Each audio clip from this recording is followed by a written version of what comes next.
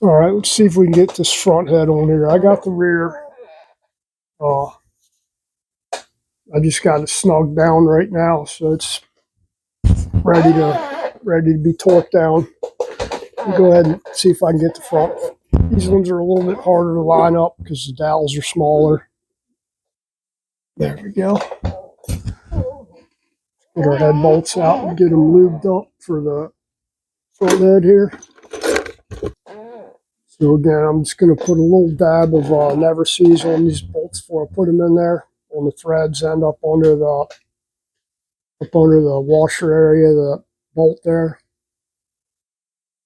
just to make sure that we get the right torque on these things when we torque them.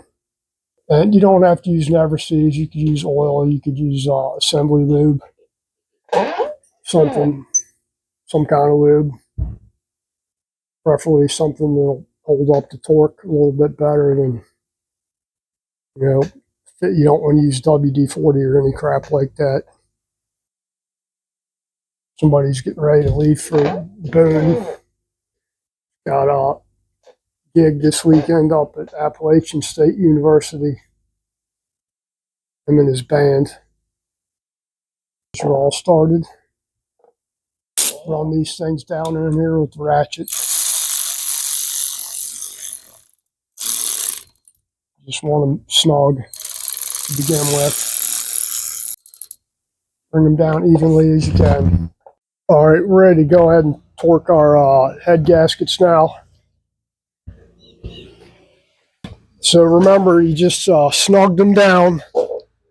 Not tight yet, just snug evenly on all 4 bolts. You're going to start at the side bolt or left side bolt closest to the exhaust stud there. Then you're going to go to this bolt over here. So we're going to start off. I've only got this thing sat on like 7 pounds to begin with. These in stages.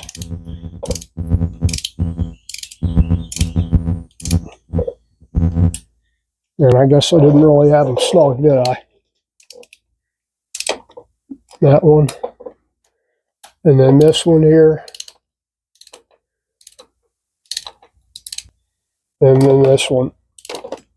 So snug. I didn't have those snug at all. These back ones, I got a little bit snug.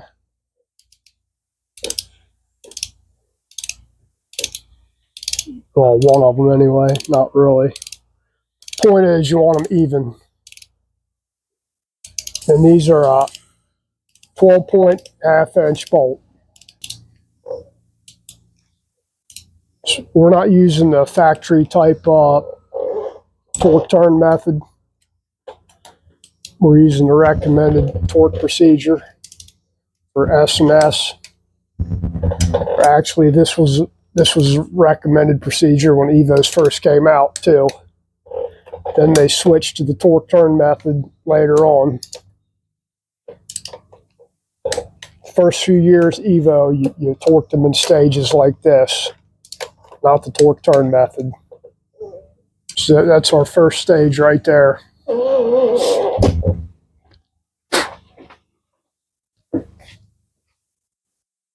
me move this over here so you can actually might be able to see it. So I only torqued them to 7 foot-pounds to begin with, just to snug them down really.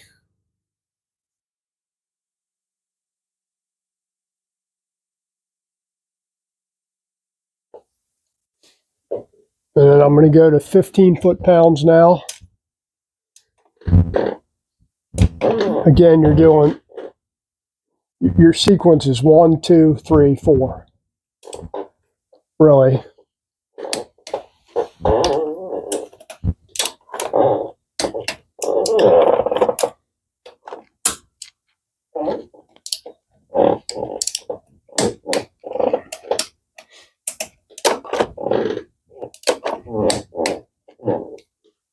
And then same on the rear head. 1, 2, 3, 4.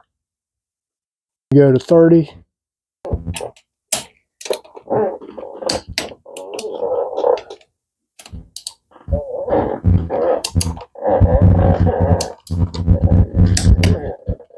Make sure we got a good torque on these things.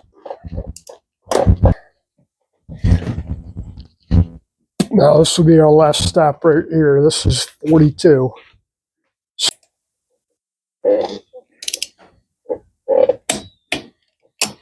I tell you right now, these things weren't torqued to this to begin with.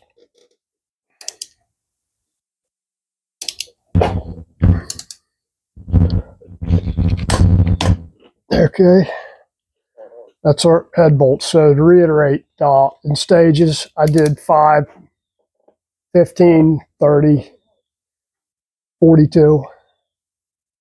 I think they say that it's 20, 20, 35, 42 maybe. They do it in 3 stages. I did it in more stages, but it doesn't really matter. You don't want to start off cranking one bolt all the way down basically evenly. You want everything nice and even when you're torquing them down. So 1, 2, 3, 4.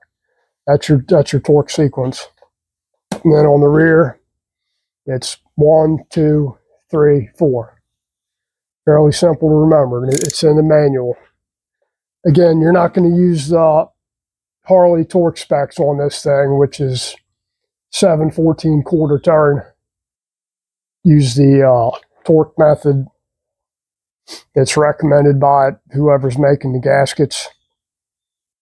They do the same torque method with them steel head gaskets. If you're replacing them with these, that's the steel ones. It's the same torque, 42 to 45 foot-pounds is what you end up with. Don't even on stock Harley stuff. If you're putting in these type of gaskets, don't use the stock torque procedure. It really isn't enough torque on those.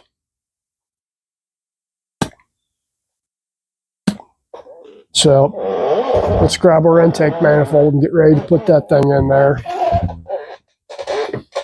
And remember to unwind your torque wrench. Take all the pressure off the spring in it. Let me get my intake manifold out here so we can put that thing in there.